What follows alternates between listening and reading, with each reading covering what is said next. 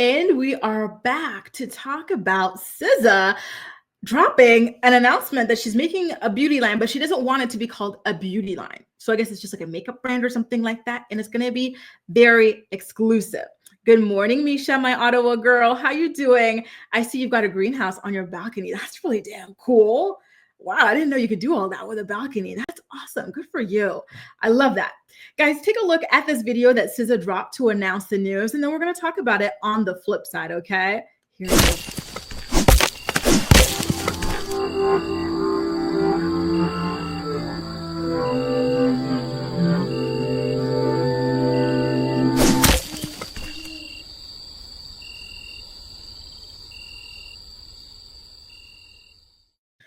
So there you go. It looks like for now, she's starting off with lipsticks. And although it is, I guess maybe she's not calling it a beauty line. I don't know if she's going to expand into, foundation, concealer, highlighter, blush, all that stuff. But for now, she doesn't want it to be called beauty, right? And I think that she's kind of poking fun at the fact that all the celebrity or many of the celebrity beauty brands out there have the name beauty in them, right? So the OG was what? Oh, I know Kylie Jenner was the first to drop one. What was her thing called? Kylie Cosmetics. Okay, so she's out of this. She had cosmetics. And then Rihanna dropped Fenty Beauty. Then you had Rare Beauty. Like everything is X Beauty, right? And so SZA is saying, listen, okay, I'm dropping beauty products, but we are not calling it beauty, okay? And how can you get your hands on SZA's makeup products? Well, they are exclusively available during her tour stops. So keep an eye out. By the way, are y'all going to be going to any of the tour stops for her and Kendrick Lamar's tour? I want to see them in Paris, but here's the thing. Like mid tickets, I'm talking just regular, like far back 100 tickets, cost more than my floor tickets to Beyonce. I love Kendrick. I love SZA, but Beyonce is my queen. And if you cost more than Beyonce, like that's my gold standard, right? If you cost more than Beyonce, I'm going to have to see you on the resale market because I'm not paying like 300 euros or whatever to be in the far back 100/early 200s. No, it's not going to happen. Okay. Listen, I love them, but I'm going to look for their tickets on like the resale market because I have to, I'm doing a trip around her entire concert with my friend who's coming here for it. So that's already going to cost me a lot of money. Then I have to get a costume for Beyonce, right? So I'm just not doing it. Sorry. I love them and I still do plan on seeing them, but we're going to have to go ahead and wait for the resale. So some of you guys are going in on SZA. I wasn't expecting it. Damn. Elsie says SZA's nose looks like it doesn't belong. Listen, SZA's gotten a lot of work done over the years.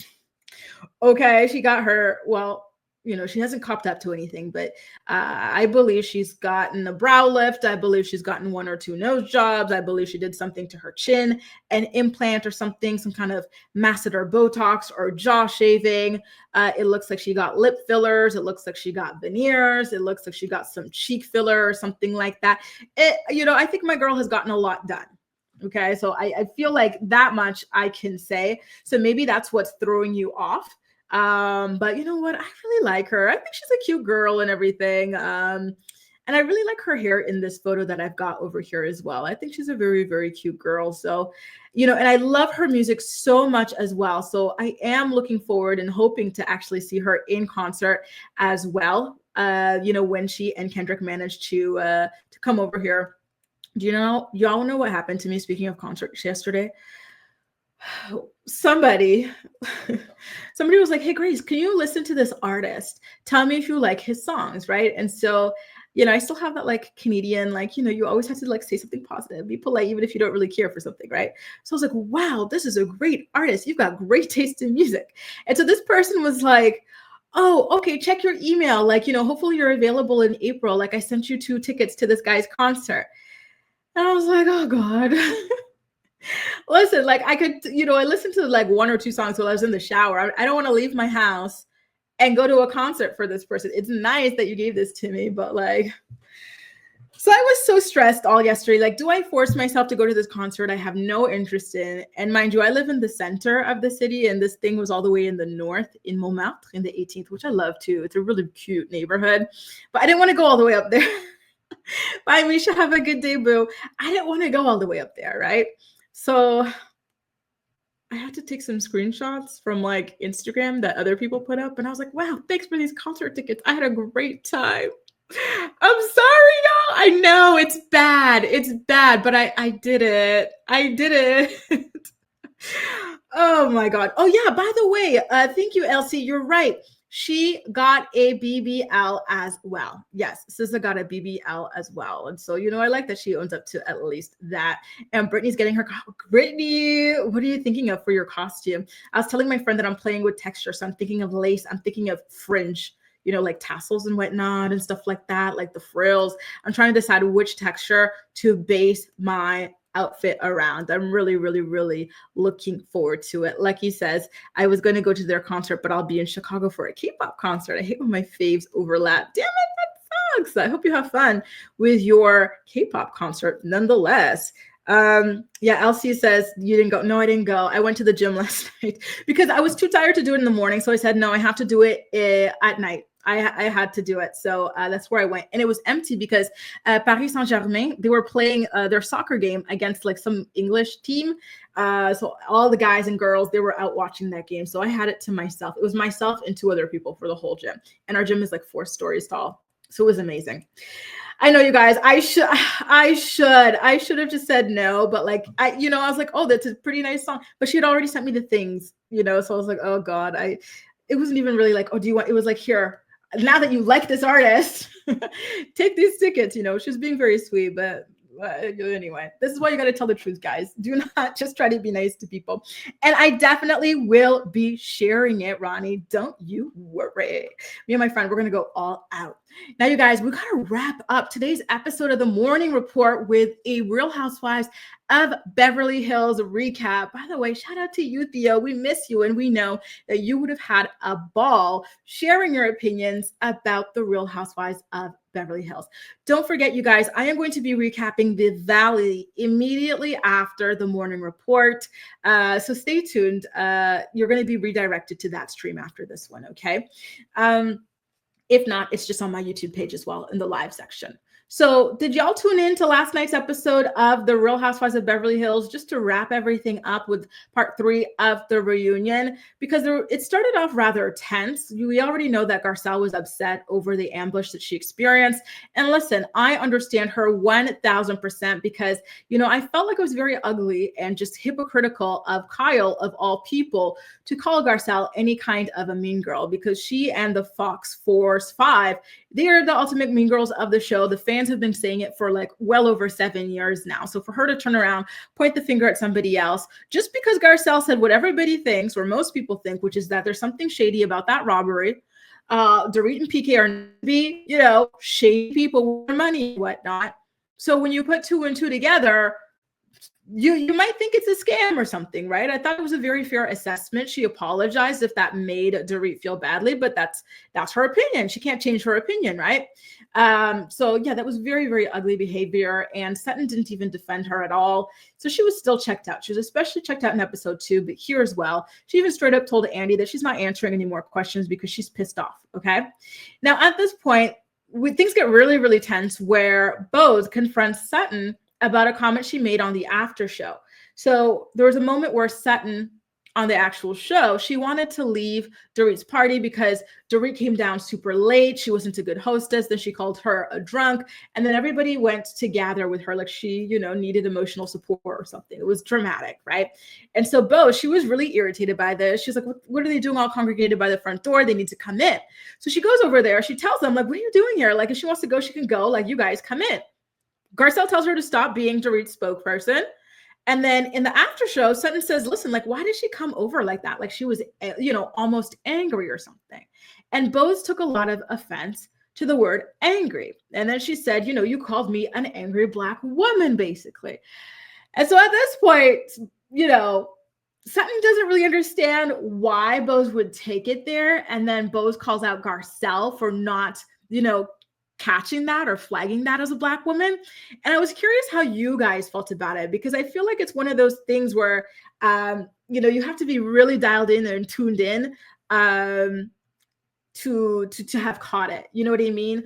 I felt like, okay, I get Sutton's perspective when she's like, oh, she comes in like she's the one hosting this party and she's pissed off at us being here when it's Dorit's party, right? I felt like that's a fair enough thing to say. However, when confronted by it, and then she said that Bose was yelling at her, that's when I was like, oh my God, girl, absolutely freaking not. Bose did not yell at you at all, at all. It was just a very, kind of a situation. Hey, Kahara, can't wait to see you there. Nice to see you.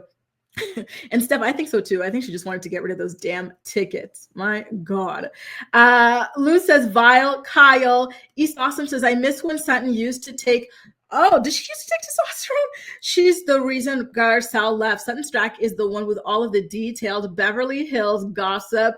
Ooh, and OMG, Not That Nonsense says, I love Garcelle's gown. She was definitely the best dressed of them all. And love you too, Jacqueline. So nice to see you here. Hello, welcome to your first live. Tadisha says, I don't watch Beverly Hills, but my Twitter timeline was annoyed with some of the cast. Twitter especially has been begging for a recasting for ages. Like they've been saying forever that Kyle, Erica, Dorit, and at the time Lisa Rinna need to be broken up. And there was a fifth one, right? Because it's the 5. So yeah, that's been a really big thing. Bunny says, Garcelle never said Dorit and PK were involved in the robbery. Dorit is a hit dog that hollered. And that's the thing. I felt like if anybody was angry this entire season, it was definitely Dorit. She was just incredibly, incredibly aggressive to everybody. We saw her lunging over the table at Kyle. She was screaming at everybody like they were her damn husband or something. Like, it was ugly, even at the reunion. Like, that is someone who has been angry. That is someone who has been aggressive, right? Elsie says, I'm a Hispanic woman and non-white passing. If I see an angry woman, their race doesn't matter. And this I can understand as well, right?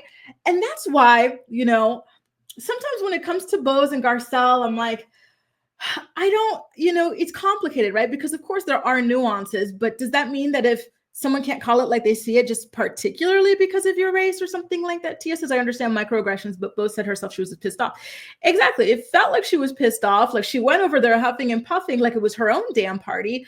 So, to me, the only thing that Sutton did wrong was to say that she was yelling. That's not true. Bose did not yell, but she was weirdly, involved or emotionally charged, if you want to. That's the thing. I don't like when people force you to get into like semantics or whatnot. Okay. If you don't like this, what is a synonym for the same thing I can use, So she has to say, okay, at this point, you went there emotionally charged then at that point, if that makes you feel more comfortable. But to me, it did feel, and we did see Bose say that as well. Somebody else pointed out, Tia said that, that Bose was indeed pissed off. And she seemed pissed off. Her demeanor was like irritated with the girls, which to me is understandable. Sutton is like pushing 60. Why does she need a group of all of you other ladies who are also, this old, grown, able to stand on your own? Why does she need all of you guys congregating against her? I think she could have owned it and said, yeah, I was pissed off that all you grown ass ladies were coddling this one like she's a child, right? Instead of taking it to that level.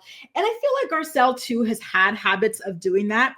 I think there was one thing that kind of irritated me about Garcelle when it came to these sorts of things, which was when Kyle called her out. Remember, and this is the COVID era, when she had made like a pledge to do some kind of charity donation, and then she didn't do it. And then Kyle called her out on camera. And then she said, wow, like you doing this, it feels like you're playing into stereotypes that like Black people don't like tip or pay bills or something like that. I said, now, where the hell did that come from? If you didn't pay your thing, you didn't pay your thing. I don't understand what race has to do with any of it, right? So I do find sometimes that it can be a little bit, complicated with this sort of thing. Although I understand like the defensiveness, at the same time, I'm sometimes like, okay, it feels a little bit like that you want people to walk on eggshells around you, essentially. Because one thing about the housewives, and we've all been watching this for several years, is that they call each other aggressive. They call each other angry. They call each other the B word. They call each other the C word, like they insult each other. They will tear each other down regardless of what color you are, right? At the end of the day. So I don't know. Honestly, it's really complicated sometimes, I feel like. And again, I really feel like if, anybody has been aggressive, if anybody has been angry all season, it has been Dorit out of all of them. And I really needed her to calm down because it was getting just to be too damn much by the third part of the reunion. Now, there was this moment where we talked about Sutton's mother, RHOBH. And they were talking about how kind of like a hard ass she is or whatever. But something that was interesting to me was that they never brought up that the audience thought she was racist. And so I'm kind of curious how y'all felt about that, because I know for sure that they knew that that was the general perception of her. But I did find it interesting that they didn't bring it up at all. They did, bring up the fact that she told Garcelle to mind her own business, essentially, but they didn't bring up that she specifically called Kyle beautiful and not Garcelle, or just these other things when Garcelle gave her a gift. And then she just, makes this weird kind of snooty comment about it and just dismisses it and whatnot. Her little microaggressions towards Garcelle and whatnot. Right. So, that kind of was interesting to me, but it's nice to hear that Sutton and her mother are in a better place now. And there was this moment now, and one thing that Sutton did was with that nickname, she put her foot in that nickname, because now these days, this is all I'm seeing people calling Dorit. It's Porit. And I wish that version of Sutton showed up to the reunion, because she showed up super defeated, right? And it was such a waste of time. It really, really was, honestly. I feel like if you're going to talk about things like that or people about that, especially that strongly, and she doubled down on it, she said, I said what I said and I'm not changing it, then you should own that energy and show up to the reunion with that same energy. But the thing about Sutton is she's so desperate to be liked. She's so freaking desperate, right?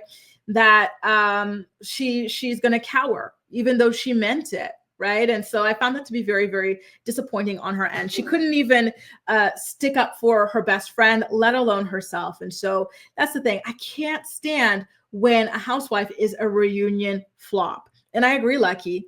It felt like Dorit was taking out everything that she had against her husband on everybody else. And it was just too damn much. It really, really was. Honestly, I was just so tired of her.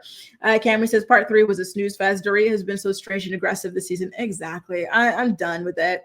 I know at first people thought it was very iconic, myself included, the first 2 episodes or something, but it really got, old fast. I think it was just nice to see somebody finally go at Kyle full force, without backing down. East Austin says Bose has worn out her welcome. With most African Americans like me, many of us will have trouble coming to Bose's defense moving forward. And listen, I can understand it too. I can. I saw some comments that made me so sad. Speaking of that, people were saying that there was almost this kind of diaspora war between her and Garcelle brewing. And that made me sad. I was like, damn it. I would love for, all of us across the diaspora to get along. But, I definitely feel like there's something really kind of off about her. And I can't put my finger on it, but I think that that's something we're going to see with time. Maybe not in her second season or anything like that, but I do think that at least if she makes it to her 3rd season, we're going to see what it is that we've been feeling or sensing about her. Because I think that that's one thing about, Black people or people of color is that there's a sixth sense, for when someone is a little off, whether it's racially or something like that, their opinions or just, just something is off, and I think that a lot of us are sensing that. And listen, I'm African, just like Bose is African. Right? She's West African, I'm East African. But I too feel like there's something a little bit off there. Bunny says Sutton once told Crystal that her mother didn't like her having her colored friends. Oh yeah, I heard that. Colored friends in their pool. I knew she was racist before Garcelle met her. And speaking of, can we talk about when Garcelle walked away at the end of the reunion and Sutton just stood there with the girls oh, I wonder what's going on. Is there something going on in her personal life?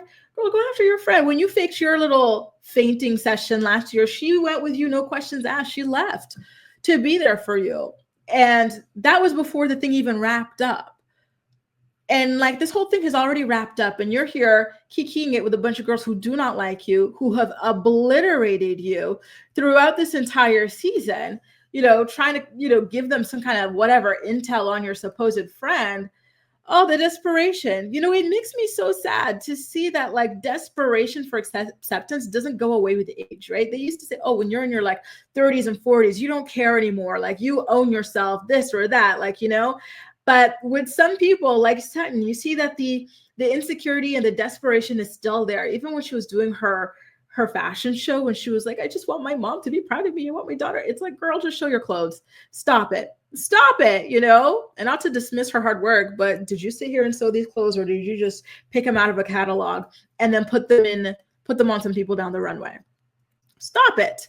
Right. And I agree with you, Cammie, that Garcelle was trying too hard with her mom, you know, but I wonder if that's kind of rooted in like the worry and, you know, kind of, you know, because Garcelle's been around the block, right? Like she's a woman of a particular age. She's a Black woman of a particular age. And she knew that she was going down south to see Sutton's mom. And so she probably felt like she had to do a lot to be accepted by this woman, right?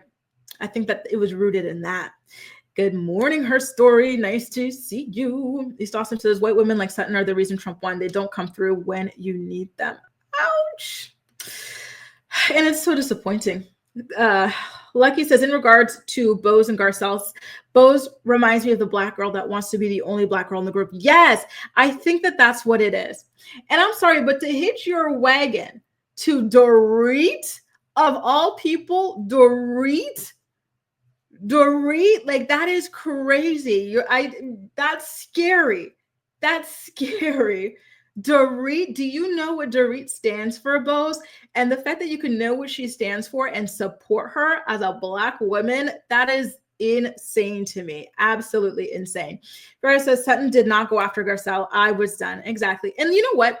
I think that a lot of us only kind of like tolerated or like semi-liked Sutton because of her friendship with Garcelle, right? Like I think against our better judgment, we already knew she was weird from the beginning or that there was something off about her. But then when you see her befriend Garcelle, and it looked like they had a really good friendship. I loved that episode where she helped Garcelle move into her beach house and everything, right? I was like, okay, maybe she's not bad. Maybe I was just, you know, too harsh or this or that, you know? But now seeing the like her real side against Garcelle, I don't know. You know what? Now, you know, the halo effect, I will say Garcelle was her halo effect. So there was this moment, by the way, where Kyle and Kathy's mother, quote unquote, Big Kathy, was brought up. Did you guys see how tense that was and how defensive Kyle and Kathy were? Someone was like, oh, you know, seeing Sutton's mom, did that remind you guys of Big Kathy? Because, you know, word on the street is Big Kathy, she's very vicious, right? And that she put these girls through hell growing up. She's very intimidating and just very like, you know, money driven and whatnot. But both of these girlies were quick to say that their mom was so sweet as pie and she was so cuddly and everything. And yeah, I'm like, are you guys telling the truth, or are y'all still scared of this woman all these years after her passing? I don't know. But there was a book written here in the past. It was called House of Hilton. I don't think it's still in circulation. I think you'd have to like know somebody to get a copy of it. And in it, it was purportedly written. Who's the one who was alleged to have written that? But apparently someone with like close connections to them wrote it. And like, it's actually quite shocking, the stuff that you hear in there or you read in there about the children's upbringing. So Kyle, little Kathy, and Kim's upbringing and whatnot. So yeah, that was very interesting. I think that's the first time we ever saw that kind of a question come up about their mother, and their reaction to it was very interesting as well. Bunny says, I almost jumped through the screen when Dorit. Yeah, you know what? I said, you know what, Dorit, you are so punchable. When she was like, that's not professional, Garcelle. You lunging at your coworkers, Dorit, is not professional. You and all the other little nasty things you've said about people is not professional. Stop it. Oh my God. Like I felt the same way, Bunny. I said, oh my God, like you are she's somebody who knows how to, and this is why I think her husband hates her. She's somebody who knows how to get under your skin. When you're already feeling at your wit's end and you're feeling terrible, this is somebody that's purposely going to pick at you, hoping for a reaction. And if they get it, they're going to go and cry victim. Oh my God, that's what I would have gone nuts. I would have gone nuclear. I would have been seeing red on that girl. Oh my God, she's just so nasty. I cannot stand her at all. And I agree with you, Cammie. That's the problem with Sutton. She wants to be a part of this group. This group doesn't like you, Sutton. They don't like you. And you know what? I'm going to go a step further and say, I think that Dorit and Erica have a particular disdain for the fact that this girl, who they do not find to be as beautiful as they are, managed to score like the biggest catch of them all. You know, she's not drowning in lawsuits like Erica. She's not facing foreclosure like Dorit. And, remember those comments like, why didn't Sutton do it? But here's the thing, when Sutton said was rude too, and it's not even true.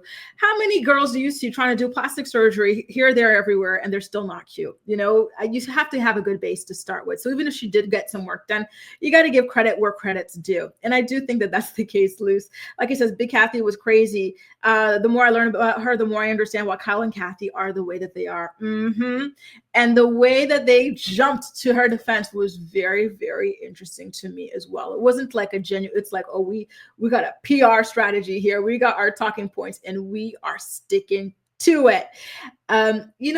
Speaking of Kathy Hilton, I will say that I was rather surprised when she said that she wanted for Kyle and Mauricio to get back together. And, she's been talking mad crap about him all season, right? So it's like, really? Weren't you saying that he looks old and haggard?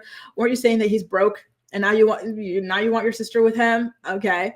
And she says it's basically she just doesn't like change. She wants them to stay together. They've been together for like 30 years. And so she just wants it to stay that way. And you know what? I get it. But, I still can't believe they let Kyle play victim. Kyle, you've been parading your girlfriend for 2 seasons now. Your husband was trying to save your marriage on buying Beverly Hills, and you were more worried about your new girlfriend. So stop it. You're not a victim here. And you're still traveling the world with this little girlfriend of yours. So what are you talking about? Like, oh, I can't believe he doesn't want me. I can't believe he's got somebody else. It's so crazy seeing him with, girl, he has had to see you with another person in photos, and you shot like this music video with this person where you were the love interest. So spare me. Kyle, the perpetual victim. I can't stand her either. Lord, she is so annoying. She truly is.